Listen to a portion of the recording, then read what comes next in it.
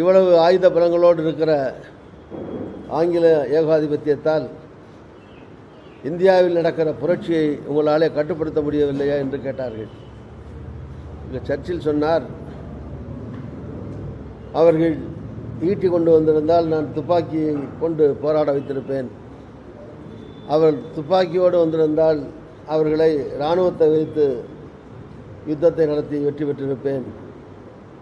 இப்படி ஒவ்வொன்றாக சொல்லி அவர் எந்த ஆயுதமும் இல்லாமல் எதிர்த்து போராட முடியாத சத்தியாகிரகம் அகிம்சை என்கிற ஆயுதத்தை வைத்துக்கொண்டு மகாத்மா காந்தி போராடுகிறார். அவர் பின்னால் மக்கள் அணிதிரண்டு இருக்கிறார்கள். எனவே அதை என்னாலே எதிர்க்க என்னால் மட்டுமல்ல எந்த வல்லரசாலும் இந்த அறப்போராட்டத்தை, சத்தியாகிரக போராட்டத்தை, அகிம்சை போராட்டத்தை யாராலையும் வெல்ல முடியாது என்று சொன்னார். யுத்தம் நடத்தியிருந்தால் ஒரு புறத்திலே மகாத்மா காந்தியடிகள், இன்னொரு பக்கத்திலே சுபாஷ் சந்திர போஸ் 1,00,000க்கும் மேற்பட்டவர்களை திரட்டி இந்திய இராணுவ படையை அமைத்து, வெள்ளைக்காரர்கள் போ என்றால் போக மாட்டார்கள், யுத்தத்தின் வாயிலாகத்தான் அவர்களை அனுப்ப வேண்டும் என்று ஆங்கில ஏகாதிபத்தியத்திற்கு எதிரான அரசுகளை எல்லாம் ஹிட்லர் உட்பட எல்லோரையும் சந்தித்து யுத்தத்திற்கு தயாரானார். இந்திய நாட்டின் எல்லையில் சுதந்திர கொடியை ஏற்றினார். அது ஒரு வகையான போராட்டம். இதனால் ஆங்கில அரசுக்கு அழுத்தம் ஏற்பட்டது. சுதந்திரம் கொடுத்தையாக வேண்டும் என்கிற அந்த அழுத்தத்தை அவருடைய ஆயத்தம், அவருடைய போராட்டம், அவருடைய இராணுவம் அதற்கான அழுத்தத்தை தந்தது. அது ஒரு வகையான நியாயமான போராட்டம் தான். இன்னொரு வகையிலே மகாத்மா காந்தியுடைய நியாயமான போராட்டம். இந்த ரெண்டிலே இராணுவ ரீதியாக போராட்டங்களை நடத்தியிருந்தால் 30 கோடி முகமுடையாள் என்றார் பாரதி. அன்றைக்கு 30 கோடி மக்களை கொண்டிருந்த இந்திய திருநாட்டில் 10 கோடி பேராவது செத்திருப்பார்கள். சுதந்திரம் மக்கள் உயிரோடு வாழ சுதந்திரமே தவிர மக்களை சாகடித்து யாருக்காக சுதந்திரம் பெற வேண்டும்? யாரும் சாகாமல் சுதந்திரத்தை பெற்றுத்தர வேண்டும் என்று சத்தியாகிரக போராட்டத்தை நடத்தினார் காந்தி. இந்திய நாடு சுதந்திரம் பெற்றது அந்த அண்ணல் மகாத்மா காந்தியடிகளை போற்றுகிற விதத்திலேயும், அவருடைய பெருமைகளை புகழை போற்றுகிற விதத்திலேயும், அவர் பதவியேற்ற நாளை கொண்டாடுகிற விதத்திலேயும் இன்றைக்கு காங்கிரஸ் தலைவர் மல்லிகார்ஜுன கார்கே, காங்கிரஸின் தாயாக திகழக்கூடிய அன்னை சோனியா காந்தி அம்மையார், வருங்கால பிரதமர் ராகுல் காந்தி அவர்கள் உள்ளிட்ட மூத்த தலைவர்கள் அவர் பதவியேற்ற இடத்திலே கர்நாடகத்தில் இன்றைக்கு காங்கிரஸ் உயர்மட்ட CWC கூட்டமும் அதனடுத்து ஊர்வலம் பொதுக்கூட்டமும் நடக்கிறது.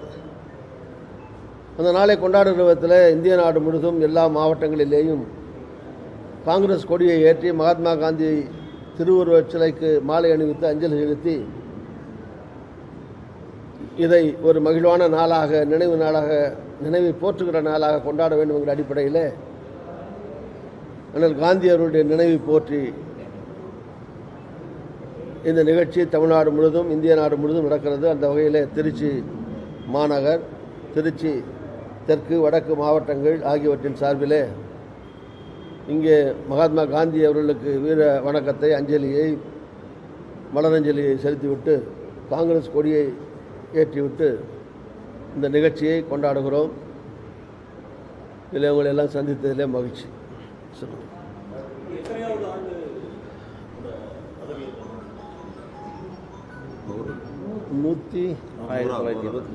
100வது நினைக்கிறேன். அதனால தான் 100வது நாள் நடக்குது. 1924 நினைக்கிறேன். நூற்றாண்டு விழா. 100, 101, 100 முடிஞ்சு 101 ஆரம்பம்.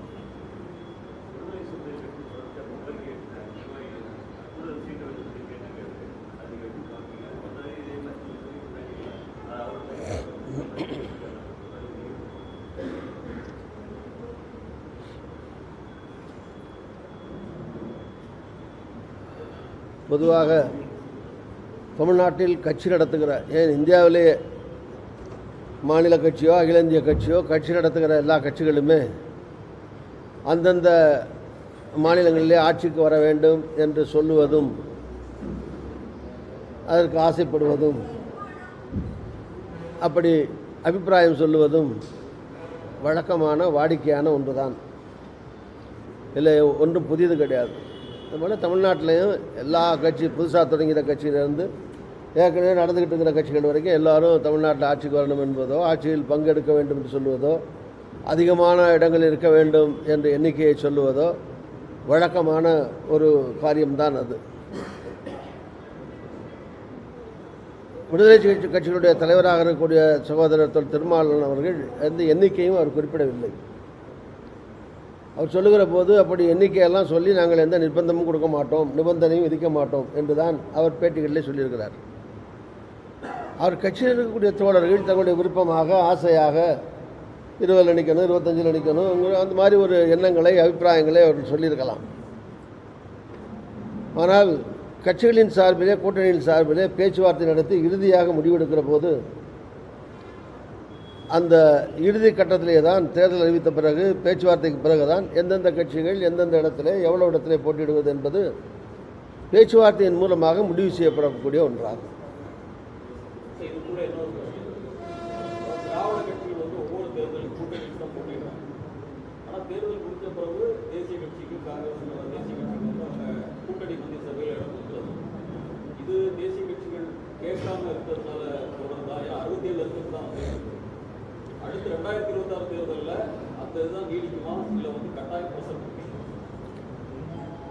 அதாவது தமிழ்நாட்டு தேர்தல்களில் தமிழ்நாட்டு அரசியலில்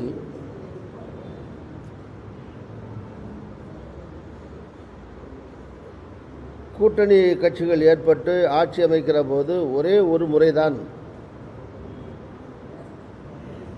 திராவிட முன்னேற்றக் கழகம் மிக அறுதி பெரும்பான்மை இடத்திற்கு குறைவாக பெற்றது. 2001 தேர்தலில் 97-98 இடங்கள் பெற்றார்கள். காங்கிரஸ் 30-35 இடம். 2006 தேர்தல் நினைக்கிறேன், 2006. ஸோ அப்போது காங்கிரஸ் விரும்பியிருந்தால் அமைச்சர்கள் இடம் பெற்றிருக்கலாம், கலைஞரும் கொடுக்க தயாராக தான் இருந்ததாக சொல்லப்படுகிறது. ஆனால் அந்த நேரத்தில் காங்கிரஸ் அப்போ மத்தியிலையும் கூட்டணியில் காங்கிரஸ் திமுக கூட்டணியில் இடம்பெற்று மத்திய கூட்டணி அரசும் இருந்தது. ஆனாலும் காங்கிரஸ் அந்த நேரத்தில் வற்புறுத்தி அமைச்சரவையில் இடம் வேண்டும் என்று கேட்கவில்லை, இடம்பெறவும் இல்லை. அது ஒரு தடவை தான் அப்படி சூழ்நிலை ஏற்பட்டது.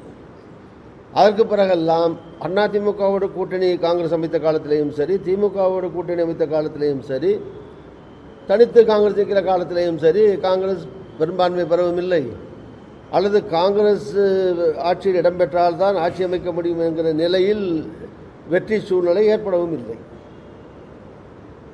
அதனால் இந்த தேர்தல் பொறுத்த வரைக்கும் அது மாதிரி காங்கிரஸ் எந்த நிபந்தனையும் விதிக்கவில்லை. எங்கள் அமைச்சருடைய இடம் வேண்டும் என்றோ எண்ணிக்கையில் விட வேண்டும் என்றோ இதெல்லாம் எந்த நிபந்தனையும் காங்கிரஸ் விதிக்கவில்லை, விதிக்காது. அது தேர்தலுக்கு பிறகு வருகிற வெற்றி வாய்ப்பு, ஏற்படுகிற கட்சிகளுடைய எண்ணிக்கை, போட்டியிடுகிற எண்ணிக்கை கூட தேர்தல் நேரத்தில் நடக்கிற பேச்சுவார்த்தை, அதன் பிறகு தேர்தல் முடிந்து அந்தந்த கட்சிகளுக்கு கிடைக்கிற இடங்கள், அப்போது இருக்கிற அரசியல் சூழல், மொத்தத்தில் எலெக்ஷனே நம்பர் கேம் தான். அந்த கட்சிகளுக்கான எண்ணிக்கை, இந்த அடிப்படையிலே தான் அப்போதைக்கு அந்த முடிவுகள் ஏற்படுமே தவிர இப்போதைக்கு காங்கிரஸ் எந்த நிபந்தனையும் அதுபோல் விதிக்கவில்லை, விதிக்காது. இன்னும் புதுசு இல்லையே, காலகாலமாக எல்லாரும் சொல்கிறது தான் கூட்டணியில் ஆட்சியில் வந்தால் நல்லா இருக்கும் கொடுங்கன்னு கேட்குறது, அதுக்காக குரல் எழுப்புறது, இது முதலாக எழுப்பப்பட்ட குரல் அல்ல, தொடர்ந்து ஒலிக்கிற குரல் தான்.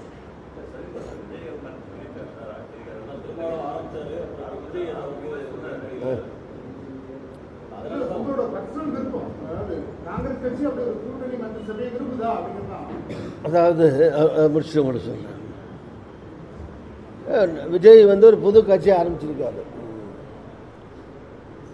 ஸோ அவருக்கு அவருடைய கட்சி மட்டும் கட்சி ஆரம்பிச்சுன்னு அவர் வெளிப்படையாக சுட்டு ஒரே ஒரு கூட்டம் ஆரம்ப கூட்டம் போட்டிருக்கார். அதுக்கு பிறகு ஒரு அமைப்பு ரீதியாக அங்கே வேலை நடப்பதாக சொல்லப்படுகிறது. இன்னும் அமைப்பு ரீதியாக எப்படி அமைப்பு உண்டாக்கப்பட்டிருக்கிறது, அதுக்கு பிறகு மக்களை சந்திக்க அவர் வெளியே இன்னும் போகலை, எப்போ போகிறாரு, எப்படி போகிறாரு, எப்படி சந்திக்கிறாரு, இதெல்லாம் ஒரு விஷயந்தான் இருக்குது, ரொம்ப காலமும் கிடையாது.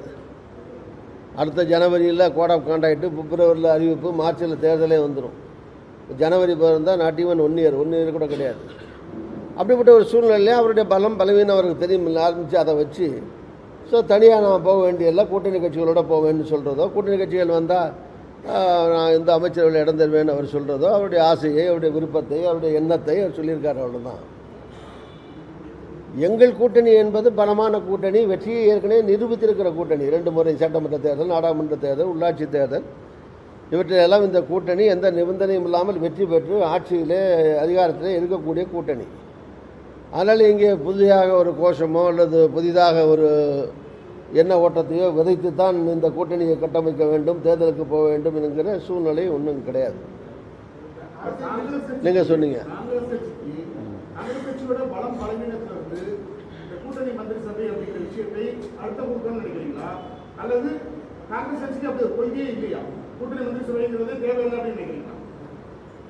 நீங்கள் முதல்ல என்னுடைய தனிப்பட்ட விருப்பம்னு கேட்டீங்க. ஒரு இயக்கத்தில் செயல்படுகிற போது அதுவும் முக்கிய பொறுப்புகள்லேருந்து மாநில தலைவராக இருந்திருக்கிறேன், கட்சியில் ஒரு முக்கியஸ்தர், எம்பியாக இருந்திருக்கிறேன். இப்படி பல்வேறு பொறுப்புகளில் இருந்து பணியாற்றிய ஒரு காங்கிரஸ் இருக்க முக்கியஸ்தரில் ஒருத்தர் அட்லீஸ்ட்ங்கிற முறையில் இல்லை தனிப்பட்ட அபிப்பிராயத்துக்கு இல்லை இடமே இல்லை. தனிப்பட்ட ஆசைகளையோ தனிப்பட்ட விருப்பத்தையோ சொல்ல வேண்டிய அவசியமும் இல்லை, சொல்லுவதனால் எந்த நன்மையும் கிடையாது. இது காங்கிரஸ் கட்சியினுடைய கூட்டு முடிவு, தலைமையினுடைய முடிவு, பேச்சுவார்த்தையில் ஏற்படுகிற முடிவாகத்தான் அந்த முடிவு இருக்குமே தவிர திருநாவுக்கரசு தனிப்பட்ட முறையில் என்ன விரும்பினால் அதை பொறுத்து என்ன இருக்குது.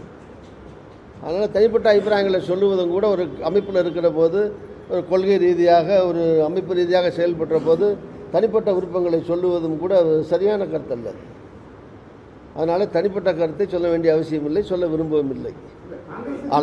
ஆனால் காங்கிரஸுக்கு கொள்கை என்னங்க, ஆட்சிக்கு வரணுங்கிற விருப்பமோ தன்னுடைய கட்சியில் சில அமைச்சர்கள் வர வேண்டுங்கிற விருப்பமோ இல்லாத காங்கிரஸ் தொண்டர்களே கூட ஒருத்தர் இருக்க மாட்டாங்க. எல்லாருக்கும் ஆசை, விருப்பம், கூட்டணி மந்திரி வந்தால் நல்லது தான், நிறையா எம்எல்ஏ வந்தால் நல்லது தான், நிறையா எம்பி வந்தால் நல்லது தான் அப்படின்னு எல்லோரும் விருப்பப்பட ஆசைப்பட தான் செய்வாங்க. ஏன்னா எல்லா ஆசைகளும் நிறைவேறத, எல்லா ஆசைகளுக்கும் ஒரு அளவு இருக்குது. அந்த ஆசைகளும் அளவுக்கு உட்பட்டு இருக்க வேண்டும். அதுக்கு பிறகு அங்கே இருக்கிற அமைப்பு ரீதியாக எத்தனை கட்சிகள் இடம்பெறுகிறார்கள், அவர் எவ்வளோ சீட்டு கொடுத்தா ஒரு கட்டமைப்போடு அந்த கூட்டணியை கொண்டு போக முடியுங்கிற யதார்த்தம் இருக்கிறது. இப்படி பல விஷயங்களில் யோசித்து தான் முடிவு பண்ண வேண்டுமே தவிர ஆசையின் அடிப்படையிலே முடிவுகள் எடுக்க முடியாது.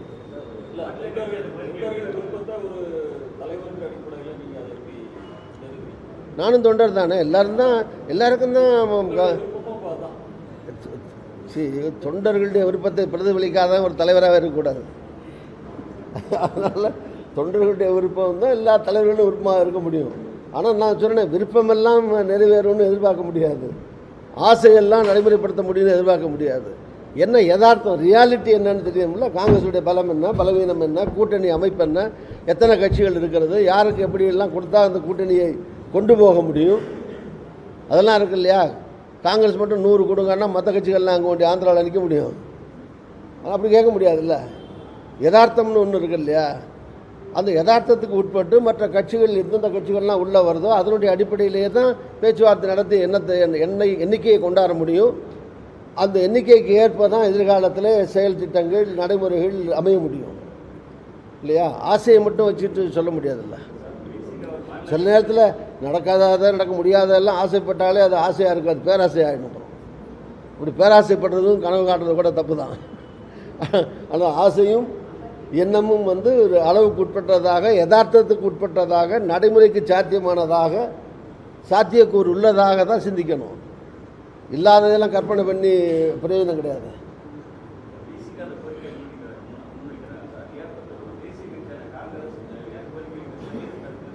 இல்லை, கோரிக்கை வைக்கிறது விசிக சார்பில் பொதுக்குழு கூடியோ செயற்குழு கூடியோ தீர்மானம் நிறைவேற்றியோ அல்லது அந்த கட்சியினுடைய தலைவராக இருக்கக்கூடிய சகோதரர் திருமாவளவன் அவருடைய பேட்டி மூலமாகவோ, எழுத்து மூலமாகவோ, பேச்சு மூலமாகவோ நிபந்தனை விதித்தோ எண்ணிக்கையை சொல்லியோ அவர் ஒன்றும் சொல்லலையே. கட்சியில் ஜனநாயக நாட்டில் கட்சியில் இருப்பவர்கள் பல்வேறு விதமான கருத்துக்களை எல்லாம் இராணுவ கட்டுப்பாட்டில் எல்லா கட்சியும் கட்சி நடத்த முடியாது. ஜனநாயக ரீதியாக சில கருத்துக்களை சில பேர் சொல்லலாம். ஸோ அது பேச்சுவார்த்தையின் போது தான் அந்த முடிவு ஏற்படுமே தவிர, அது மாதிரி யாராவது சொன்னால் அது மன்னிக்க முடியாது, தப்புன்னு சொல்ல முடியாது. நம்மளுடைய ஆசையை, எண்ணத்தை, விருப்பத்தை அவர்கள் சொல்கிறதுலையும் ஒன்றும் தவறும் கிடையாது. பட் இறுதி முடிவுக்கு யார் என்ன சொல்லியிருந்தாலும் கடைசியில் திருமாவளவன் முடிவுக்கு கட்டுப்பட்டு தான் அங்கே இருக்க கட்சியில் இருக்கிற நண்பர்கள் செயல்பட போகிறாங்க. அந்த கட்சியினுடைய முடிவு கட்டுப்பட்டு தான் அங்கே இருக்கிறவங்க செயல்பட போகிறாங்க. இப்போ அதுக்குள்ளே உட்பட்டு வராத செயல்படாத ஆளாக இருந்தால் ஒன்று அவங்க கட்சியிலே துணை பொதுச்செயலாளராக இருந்தார், அவரை ஒரு எல்லை மீறுவதாக அல்லது இந்த கருத்துக்கள் தேவையில்லைன்னு அந்த கட்சியோ கட்சி தலைவரோ நினைப்பதாக அந்த சூழ்நிலை வந்தபோது அவர் கட்சியிலேருந்து நடவடிக்கை எடுத்துட்டாங்க, அவரும் கட்சியிலேருந்து விலகி போயிட்டார். ஸோ இந்த மாதிரி இருக்கிற சூழ்நிலையில் அந்த ஒவ்வொரு கருத்துக்களையும் அது அவர்கள் சொல்கிற விருப்பத்தை அதுக்கு நம்ம கண்டனம் தெரிவிக்க முடியாது. அது ஜனநாயக நாட்டில் இதெல்லாம் சகஜம்.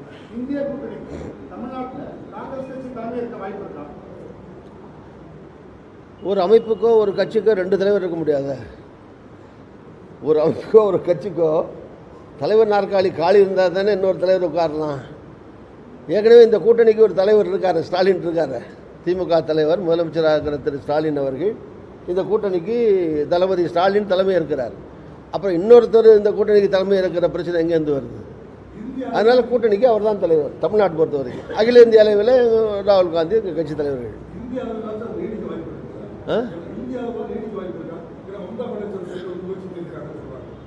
முதல் தமிழ்நாட்டில் இந்த கூட்டணி ஏற்பட வேண்டும் என்றோ, கூட்டணிக்கு தலைமை ஏற்று ராகுல் காந்தி நடத்த வேண்டும் என்றோ, தலைவர் ராகுல் காந்தி எதிர்காலத்தில் பிரதமராக வர வேண்டும் என்று சொன்னவரோ திமுக தலைவர் தளபதி ஸ்டாலின் அவர்கள் தான் முதல் சொன்னார். அதில் இன்னமும் அவர் உறுதியாக இருக்கிறார். இப்போதும் இந்த நிலைப்பாட்டில் தான் அவர் இருக்கிறார். மற்ற கட்சிகள், கூட்டணியில் இருக்கிற சில கட்சிகளின் சார்பில் சில பேர் தலைமை இருக்க விருப்பப்படலாம், சில பேருக்கு காங்கிரஸ் தலைமையில் இருப்பது பிடிக்காமல் கூட இருக்கலாம்.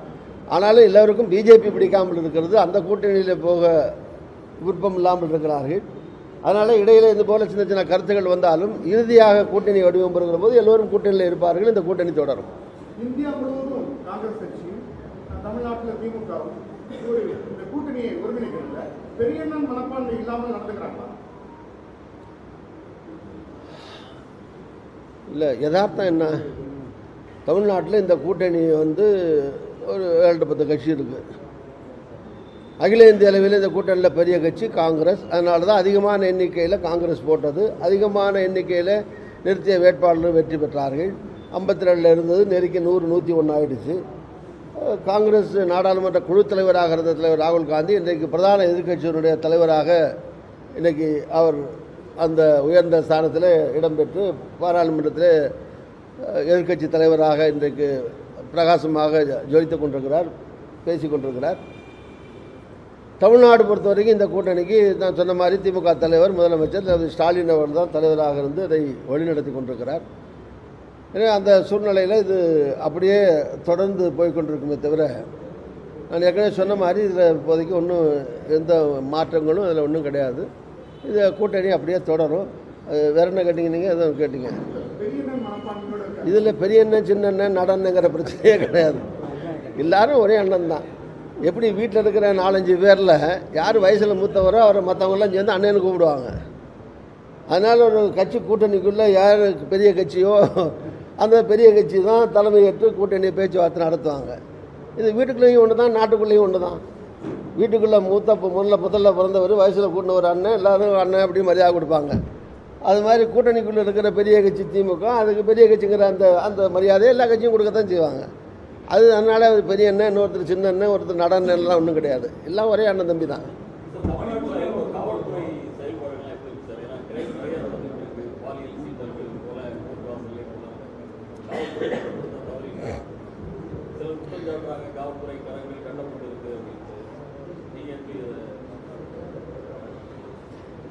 எல்லா ஆட்சி காலத்திலேயும், அது எந்த ஆட்சி இருந்தாலும், காங்கிரஸ் கால ஆட்சியாக இருந்தாலும் சரி, திமுக ஆட்சியாக இருந்தாலும் சரி, அதிமுக ஆட்சியாக இருந்தாலும் சரி, கடந்த 50-60 வருஷத்தில்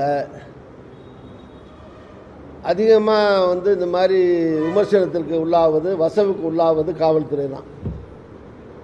இந்த காவல்துறை தான் அந்த கட்டுப்படுத்த வேண்டிய அந்த பொறுப்பில் இருப்பது, சட்டம் ஒழுங்கை காக்க வேண்டியது காவல்துறை. அதனால் எல்லா காலகட்டங்கள்லையும் இது போல் நீங்கள் சொல்ல மாதிரி ஒரு வன்முறையோ கற்பழிப்போ குழந்தை கடத்தலோ பாலியல் பிரச்சனைகளோ எஸ்சி எஸ்டி பிரச்சனைகளோ இந்த மாதிரியான பிரச்சனைகள் இல்லை சட்டம் ஒழுங்குக்கு பங்கம் ஏற்படுகிற சூழ்நிலைகளோ ஏற்படுகிற போது இல்லை காவல்துறையை நோக்கி தான் எல்லாருடைய கணைகளும் பாயும். அதனால் எல்லா எதிர்க்கட்சிகளும் காவல்துறையை விமர்சனம் செய்து தான் செய்வார்கள். எதிர்க்கட்சிகள் ஒரு காலத்தையும் பாராட்ட மாட்டார்கள். நாங்கள் கூட்டணி கட்சியை சார்ந்தவர்கள். எங்களிடத்திலே நீங்கள் என்ன எதிர்பார்க்கலாம்? அதிமுக பேசுகிற மாதிரி காங்கிரஸ் பேச முடியாது. கூட்டணி கட்சிங்கிற முறையில் அதுக்கான ஒரு கண்ணியத்தை காக்க வேண்டியதும் கூட்டணி கட்சி தலைவர்களுடைய கடமையாகும், பண்பாகும். ஆனால் அதே நேரத்தில் தமிழ்நாட்டில் நடக்கிற பிரச்சனைகளை மக்கள் சம்பந்தப்பட்ட பிரச்சனைகளுக்கு குரல் கொடுக்க வேண்டியதும் கட்சியினுடைய கடமையாகும்.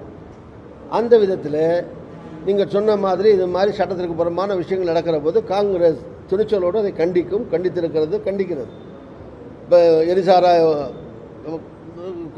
கொலை பல பேர் கொல்லப்பட்ட போது மரணமடைந்த போது ஸ்பாட்டுக்கு செல்வ பிறந்தை போனார் தலைவங்கிற முறையில் நான் போனேன், போய் பார்த்தேன், எல்லா கட்சி தலைவரும் பார்த்தோம், நாங்களும் பார்த்தோம். ஸோ அது மாதிரி அங்கங்கே இந்த மாதிரி பாலியல் கொடுமைகளோ வன்முறையோ மகளிருக்கு எதிரான கொடுமைகளோ எல்லாம் நடக்கிற போது எந்த பிரச்சனையும் காங்கிரஸ் கட்சி கண்டிக்காமல் கிடையாது. ஆனால் பொதுவான வேண்டுகோள் நீங்கள் சொன்ன மாதிரி இது மாதிரி இந்த எண்ணிக்கை கம்பேரிசன் எங்காவது ஒரு சம்பவங்கள் நடக்கிற சம்பவத்தை வைத்துக்கொண்டு சட்டம் ஒழுங்கே கெட்டு போச்சுன்னு சொல்ல முடியாது. ஆனால் நடக்கிற சம்பவங்களுக்கு ஆட்சி பொறுப்பில்லைன்னு சொல்ல முடியாது. இல்லை, ஆட்சியில் இருப்பவர்களுக்கு அந்த பொறுப்பும் இருக்கிறது, எதிர்க்கட்சியாக இருக்கிற எங்களுக்கு அதை விமர்சனம் செய்வதற்கான கடமையும் இருக்கிறது, எடுத்துச் சொல்ல வேண்டிய கடமையும் இருக்கிறது. அதில் மாதிரி நீங்கள் இந்த மாதிரி சொன்னமான பிரச்சனைகளை கட்டுப்படுத்த வேண்டியது அரசாங்கத்துடைய கடமையாகும். அரசாங்கம் முதலமைச்சர் உரிய நடவடிக்கைகளை எடுத்து வருகிறார், தொடர்ந்து அவர் எடுக்க வேண்டும் என்று காங்கிரஸ் தொடர்ந்து வற்புறுத்துவோம். அதனால் இந்த மாதிரி பிரச்சனைகளில் காவல்துறையை சார்ந்தவர்கள், உயர் அதிகாரிகள், அங்கங்கே மாவட்டத்தில் இருக்கக்கூடிய அதிகாரிகள் சட்டம் ஒழுங்கை பேணி காப்பதிலேயும் மக்களுடைய நலன் காப்பதிலேயும் தங்களை முழுமையாக ஈடுபடுத்திக் கொள்ள வேண்டும் என்றுதான் காங்கிரஸ் விரும்புகிறது, காங்கிரஸ் வற்புறுத்துகிறது.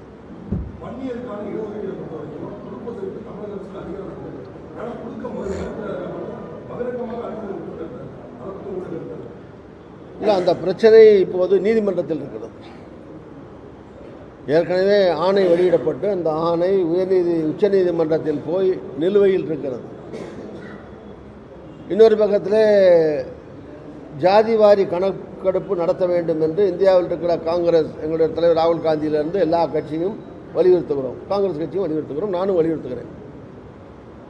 இது மாதிரி இடஒதுக்கீடான பிரச்சனை மக்கள் தொகை அல்லது ஜாதிய எண்ணிக்கைக்கு ஏற்ப அவருடைய மக்கள் தொகைக்கு ஏற்ப ஒதுக்கீடுகள், வேலைவாய்ப்பு, கல்வி போன்றவற்றிலே ஒதுக்கீடு இதெல்லாம் முறையாக செயல்படுத்தப்பட வேண்டும் என்றால் ஜாதிவாரி கணக்கெடுப்பு எடுத்தால்தான் மக்கள் தொகை என்னென்ன சமுதாயத்தில் எவ்வளவு மக்கள் இருக்கிறார்கள், எந்தெந்த பகுதியில் வாழ்கிறார்கள், அவர்களுடைய வேலையில்லா திண்டாட்டம் எப்படி இருக்கிறது, கல்வி அறிவு குறைவு எப்படி இருக்கிறது, அவர்களுக்கு என்னென்ன வகையான ஒதுக்கீடுகள் தர வேண்டும் என்பதை உறுதி செய்வதற்கு அது ஒரு அஸ்திவாரமாக அடிப்படையாக இருக்கும்.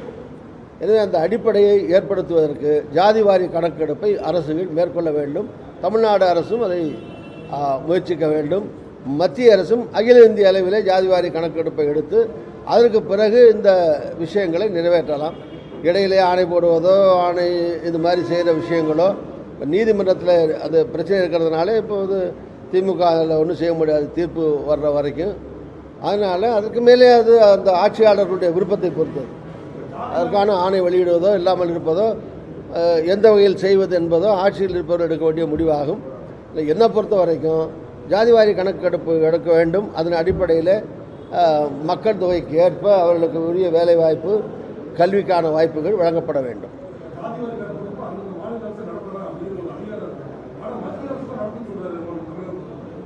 ஜாதிவாரி கணக்கெடுப்புன்னு போகிற போது அதற்கான ஒரு ஆளை வச்சு பண்ண முடியும். அதுக்கு ஒரு அமைப்பு ரீதியாக இப்போ தமிழ்நாடுனா தமிழ்நாடு முழுவதும் எல்லா கிராமங்கள்லையும் வீடு வாரியாக சென்று எடுத்து பண்ணணும். அதுக்கு ஒரு கணிசமான தொகை செலவாகும், கணிசமான நேரம் ஆகும், கணிசமான ஆட்களை அதில் ஈடுபடுத்த வேண்டியிருக்கு. அதெல்லாம் செய்யணும். மத்திய அரசுங்கிறதுக்கு தனி உலகம் கிடையாது, தனி எல்லை கிடையாது. மாநில அரசுக்கு ஒரு ஏரியா, மத்திய அரசுக்கு ஒரு ஏரியா, நிலப்பரப்போ மக்கள் பரப்போ கிடையாது, எல்லாம் ஒன்று தானே. ஆக இந்த பிரச்சனைகளில் சுமைகளில் மத்திய அரசும் பங்கேற்க வேண்டும், மத்திய அரசும் கலந்து செய்யணும். அதுக்கு ஒரே வழியாக மத்திய அரசே இதை இந்திய நாடு முழுவதும் நடத்தி அந்தந்த மாநிலத்தில் 50% நான் செலவு பண்ணுறேன், 50% ஸ்டேட் கவர்மெண்ட் செலவு பண்ணுங்கன்னு சொல்லிட்டு பண்ணட்டுமே. மாநில அரசு எதிர்த்தா நான் பண்ண மாட்டேன் அப்படின்னு சொன்னால் பிரச்சனை. நாங்கள் வந்து செய்ய விருப்பமாக இருக்காமே, மாநில அரசும் தயாராக தான் இருக்குது, தமிழ்நாடு அரசும் தயாராக தான் இருக்குது, முதலமைச்சர் ஸ்டாலினும் தயாராக தான் இருக்கார். ஆனால் இந்திய நாடு முழுவதும் நடத்தினால் இன்னும் அது எளிதாக இருக்கும், மத்திய அரசும் அதை எளிதில் செயல்படுத்தும்.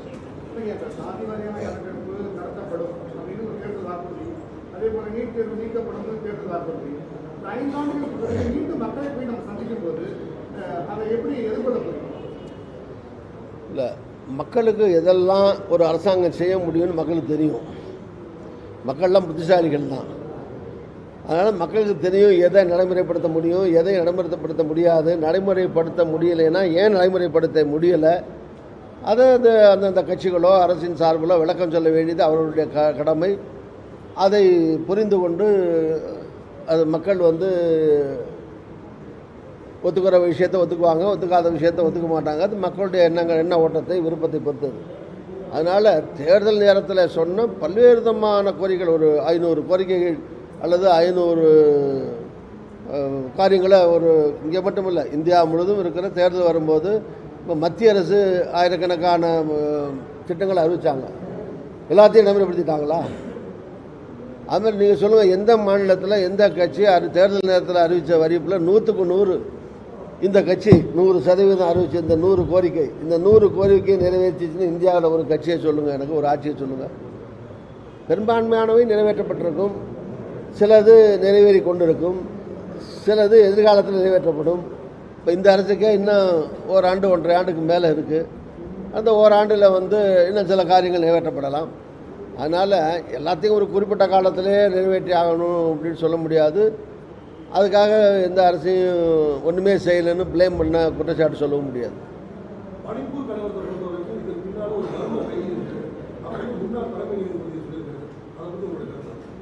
இது குறித்து ஆராய வேண்டியது, மேல்நடவடிக்க வேண்டியது தமிழ்நாடு அரசாங்கமோ இல்லை மாநில அரசுகளோ கிடையாது. அந்த மாநிலத்தில் இருக்கிற அரசு, அது பிஜேபி அரசு, மத்தியில் இருக்கிற பிஜேபி அரசு, அது ஒரு மிகப்பெரிய கொடுமை, அநியாயம், மக்கள் விரோதமான காரியங்கள் மணிப்பூரில் நடந்திருக்கிறது. பல பேர் கொல்லப்பட்டிருக்கிறார்கள், சொத்துக்கள், உடைமைகள், உயிர்கள் அழிக்கப்பட்டிருக்கின்றன. இதுக்குரிய பரிகாரம் தேடவும் இதுபோல சம்பவங்கள் எதிர்காலத்தில் நடக்காமல் இருக்கவும் உரிய நடவடிக்கைகள் எடுக்க வேண்டியது மத்திய அரசினுடைய தார்மீக பொறுப்பாகும், கடமையாகும். இது குறித்து என்ன கேட்டால், ஒரு உச்சநீதிமன்ற நீதிபதி அளவிலே ஒரு விசாரணை கமிஷன் போல ஏற்பாடு செய்து அவர்கள் மட்டத்திலே விசாரணை நடத்தி அங்கே என்ன பிரச்சனை இருக்கிற, 2 தரப்பு மக்களுக்கு இடையில் இருக்கிற மோதலுக்கான காரணம் என்ன, அல்லது இந்த மோதலின் போது எக்ஸசிவாக யார் செயல்பட்டிருக்கா, அரசாங்கத்துடைய செயல்பாடு எப்படி இருந்தது, இதெல்லாம் வந்து கண்டறிந்து அதை தடுக்கவும் இந்த பிரச்சனைகளுக்கு பரிகாரம் காணவும் அதற்குரிய உரிய முயற்சிகளை செய்ய வேண்டியது மத்திய அரசுடைய பொறுப்பாகும்.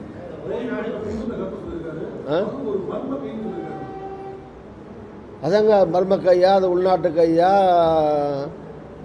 பிஜேபி கையா? கையினா நீங்கள் ஏன் காங்கிரஸுக்கு எடுத்துக்கிறீங்க? காங்கிரஸுக்கு அதுக்கு சம்மந்தம் கிடையாது. யார், அதனால் யாருடைய கை, வெளிநாட்டு கையா, இதெல்லாம் வந்து தீர ஆராய்ந்து உரிய நடவடிக்கை, யாருடைய கையாக இருந்தாலும் நடவடிக்கை எடுக்க வேண்டியது மத்திய அரசினுடைய கடமையாகும்.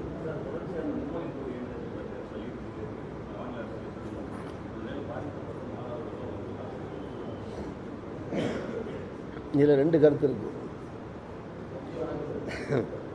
திராவிட கொள்கை, திராவிட கட்சியினுடைய கொள்கை, அதிமுகவோ திமுகவோ பெரியார் காலத்திலேருந்து அண்ணா காலத்திலேருந்து தொடர்ச்சியாக இன்றைக்கு வரைக்கும், ஸ்டாலின் வரைக்கும், எம்ஜிஆர் காலமும் சரி, ஜெயலலிதா காலமும் சரி, எல்லா காலங்கள்லையும், கலைஞர் இருக்கும்போதும் சரி, தமிழ்நாட்டில் இருமொழி கொள்கை தொடர்ந்து சுதந்திரம் பெற்றதிலிருந்து நடைமுறைப்படுத்தப்பட்டு வருகிறது.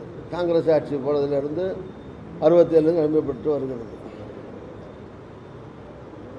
காங்கிரஸுடைய கொள்கை இருமொழி கொள்கை கிடையாது. இப்போ காங்கிரஸ் ஆளுகிற மாநிலங்கள்லாம் 3 மொழி படிக்கிறாங்க. அதனால் இப்போ ஹிந்தி வந்து யாரும் படிக்க வேணான்னு தமிழ்நாட்டில் சொல்லலை, திமுக உட்பட, அதிமுக உட்பட, காங்கிரஸ் உட்பட.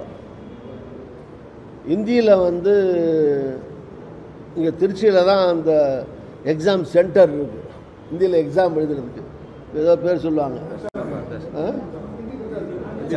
இந்தி பிரச்சார சபாவை என்னமோ நடத்தி அதில் எக்ஸாம் நடத்துகிறாங்க. அதில் விருப்பப்படுறவங்க இளைஞர்கள் மக்கள் நிறையா லட்சக்கணக்கில் எழுதி பாஸ் பண்ணி டிகிரி சர்டிஃபிகேட்டு இந்தியில் சர்டிஃபிகேட்லாம் வாங்கிக்கிறாங்க. அது அவங்களுடைய விருப்பத்தை பொறுத்தது.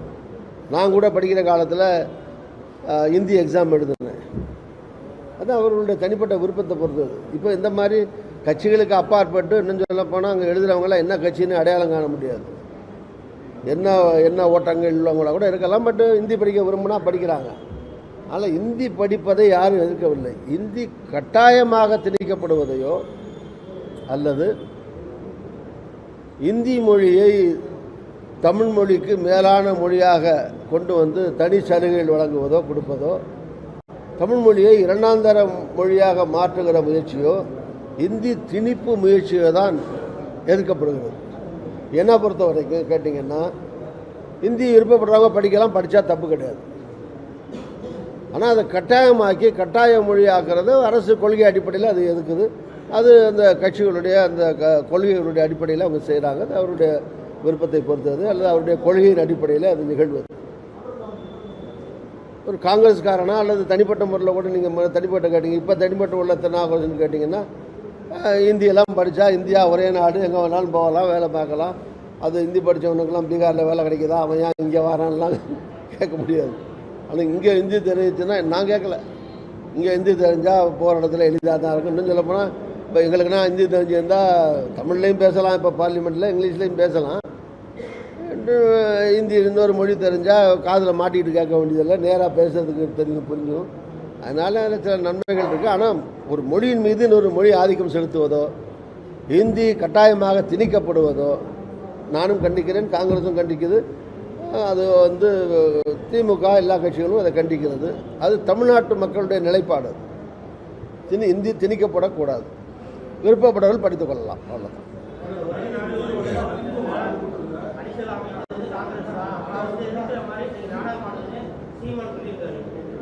இல்லைங்க, ஒரே நாடு ஒரே தேர்தல் அதெல்லாம் வந்து இதை விட முக்கியமான நிறையா விஷயங்கள் இந்தியாவில் இருக்குது. இப்போ நதிகள் இணைப்பு. இப்போ நேற்று கூட 2 ஸ்டேட்டில் வந்து நதிகளை இணைக்கிறத மோடி அடிக்கல் நாட்டியிருக்கிறார். 7 லட்சம் ஏக்கர் தண்ணீர் கிடைக்கும், 2 மாநிலத்தில் குடிநீர் கிடைக்கும்னு சொல்லியிருக்காங்க.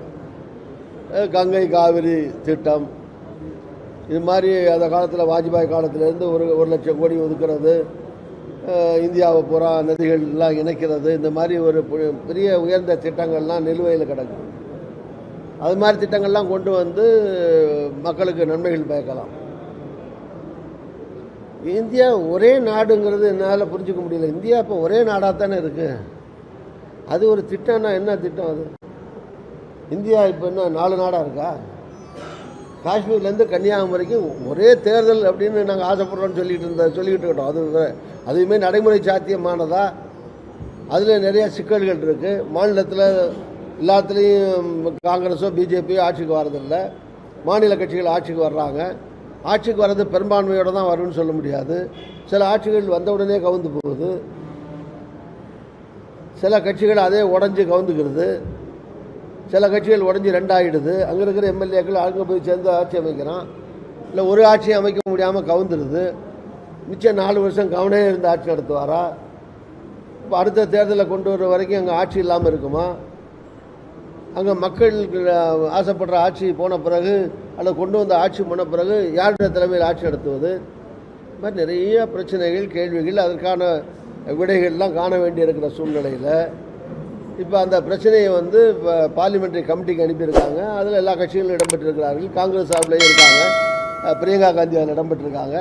இப்படி இந்த கருத்துக்கள்லாம் சொல்லி அவங்க முடிவெடுத்து அனுப்பி அதுக்கு திருப்பி பாராளுமன்றத்தில் அது வாதம் பண்ணி அதில் 3ல் 2 மடங்கு பெரும்பான்மையோடு அது வெற்றி பெற்று அதுக்கு பிறகு தான் வந்து வர முடியும். அதனால் ஒரு எளிதான காரியம் அல்ல ஒரே தேர்தல் என்பது. ஒன்று, ஒரே நாடுங்கிறது இந்தியா ஒரே நாடாக தான் இருக்குது. இன்னும் எல்லாத்தையும் ஒரே நாடு, ஒரே உடை, ஒரே மொழி, ஒரே சாப்பாடு, இந்த மாதிரி சட்டமாக போட முடியும். இந்தியா வந்து அது யூனிட்டி இன் டைவர்சிட்டிம்பாங்க. பல்வேறு வேற்றுமைகளை, கலாச்சாரங்களை, பண்பாட்டை, சீதோஷ்ண நிலையிலிருந்து, சாப்பிட்ற உணவிலிருந்து, உடுத்துகிற உடையிலிருந்து, பேசுகிற மொழியிலிருந்து, பழக்க வழக்கத்திலிருந்து, பண்பாட்டிலிருந்து இந்தியா வந்து பல நாடுகளை உள்ளடக்கிய ஒரு தேசம் மாதிரி தான். Union of states. ஒவ்வொரு மாநிலத்திலையும் ஒவ்வொரு கலாச்சாரம், ஒவ்வொரு பண்பாடு. இந்தியாவில் சுதந்திரம் கிடைச்ச பிறகு மொழிவாரி மாநிலங்களாக எந்தெந்த மொழி எந்தெந்த மாநிலத்தில் மக்கள் பேசுகிறார்களோ அந்த மக்களை உள்ளடக்கிய. இப்போ தமிழ்நாடுனா தமிழ் பேசுகிற மக்கள் பெரும்பான்மை இருந்தால் தமிழ்நாடு, தெலுங்கு பேசுகிறவங்க ஆந்திரா, கேரளா, மலையாளம், இந்த மாதிரி மொழி வாரியாக தான் மாநிலங்கள் பிரிக்கப்பட்டு அந்தந்த மொழி தாய்மொழியாக கொண்டு மாநிலத்தில் இருக்கிற ஆட்சிகள் நடக்குது. அப்படி இருக்கிற ஒரு நாட்டில் எல்லாம் ஒரே மொழி சமஸ்கிருதம் பேசுனா அங்கேருந்து சமஸ்கிருதம் பேசுகிறது. அதனால் ஒரே மொழி, ஒரே மதம், ஒரே நாடு, இதெல்லாம் வந்து சும்மா கவிக்கு உதவாத, நடைமுறை சாத்தியம் இல்லாத பேச்சுக்கள். ஒரே தேர்தலும் நடைமுறை சாத்தியத்திற்கு சாத்தியம் இல்லாத ஒரு நிலை. நிறைய பிரச்சனைகள் இருக்குது. எல்லா கட்சிகளும் ஏற்றுக்கொண்டால்தான் அதை நடைமுறைப்படுத்த முடியும்.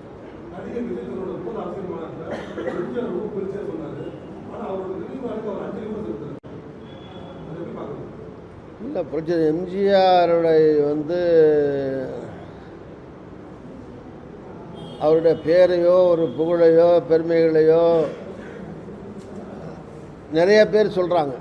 கட்சி ஆரம்பிக்கிறவங்க, கட்சி நடத்துகிறவங்க, என்ன அவர் பேர் சொல்லாமல் அவருடைய புகழை சொல்லாமல் யாரும் இருக்கிறதும் கஷ்டம்.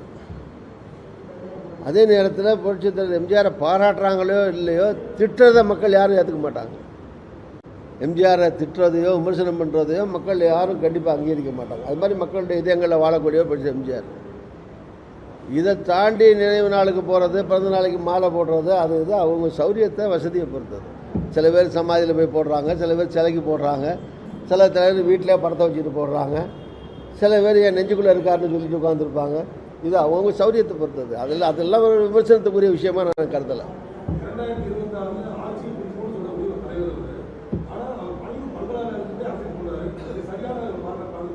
நீங்கள் அவரை தாங்க கேட்கணும். அவரை விஜயை கேட்க வேண்டிய கேள்வியெல்லாம் என்ன கேட்டிங்கன்னா நான் எப்படி பேர் சொல்லுவேன்?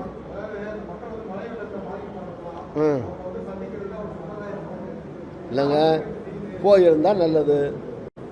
மக்கள் மத்தியில் போயிருந்து கொடுத்துருந்தா நல்ல விஷயந்தான். அது ரெண்டு பக்கத்துலையும் பார்க்கணும். எல்லோரும் மனுஷன் தானே. இப்போ ஆந்திராவில் வந்து ஒரு சினிமா நடிகர் அவர் படத்தை அவர் பார்க்க போனார். இல்லை, அதாங்க சினிமா நடிகர் தான் பார்க்க போனார். கூட்டத்தில் ஒருத்தர் இறந்து போயிட்டாங்க. இப்போ தினம் போலீஸ் ஸ்டேஷன் போயிட்டு வந்துட்டுருக்காரு. அது மாதிரி இவர் அங்கே போய் 2 பேர் ஏதாவது கூட்டத்தில் சேர்த்துருந்தா அதுவும் விமர்சனத்துக்குள்ளாகும். கொடுக்காமல் இருக்கிறத விட கொடுக்கறது பெட்டர் இல்லையா? சம்திங் இஸ் பெட்டர் தென் நத்திங்மாங்க. அது மாதிரி ஒன்றுமே செய்யாமல் இருக்கிறத காட்டணும். எங்கேயாவது ஒரு இடத்துல 100 பேரோ 500 பேரை கூப்பிட்டு ஏதோ கொடுத்தாரேன்னு பாராட்டணுமே தவிர கொடுத்ததுக்கு யாராவது திட்டலாமா? ஏன் அவர் திட்டிகிட்டு இருப்பாங்க? போயிருந்தால் நல்லாயிருக்கும். அதில் அபிப்பிராய பேதம் கிடையாது. ஒரு சினிமா நடிகருக்கும் கட்சி தலைவருக்கும் வித்தியாசம் இருக்குது. அவர் சினிமா நடிகர் அதான், அவர் கட்சி நடிகர் மட்டுமல்ல, இப்போ ஒரு அரசியல் கட்சி தலைவராக இருக்கார். அதனால் மக்கள்கிட்ட போனால் மக்கள் மிதிபட்டுருவாங்க, செத்துருவாங்கன்னு சொல்லி வீட்டில் இருக்க முடியுமா?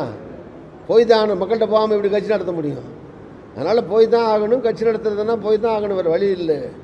அதனால் போயிருந்தால் நல்லது தான். சரி, போகலை, இருக்கிறது எங்கே ஒரு இடத்துல கூப்பிட்டு கொஞ்சம் பேருக்கு ஏதோ கொடுத்த வரைக்கும் சரி, அவ்வளோதான். என்ன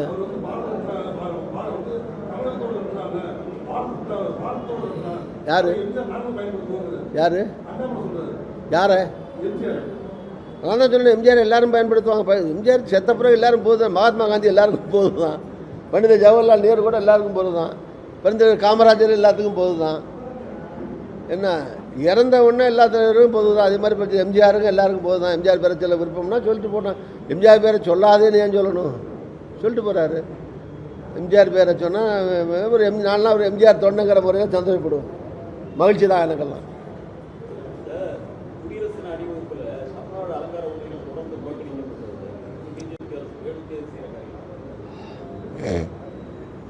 இல்லை, அது மாதிரி செய்திகள் வருது. இந்த மாதிரி வர்றது கண்டனத்துக்குரியது.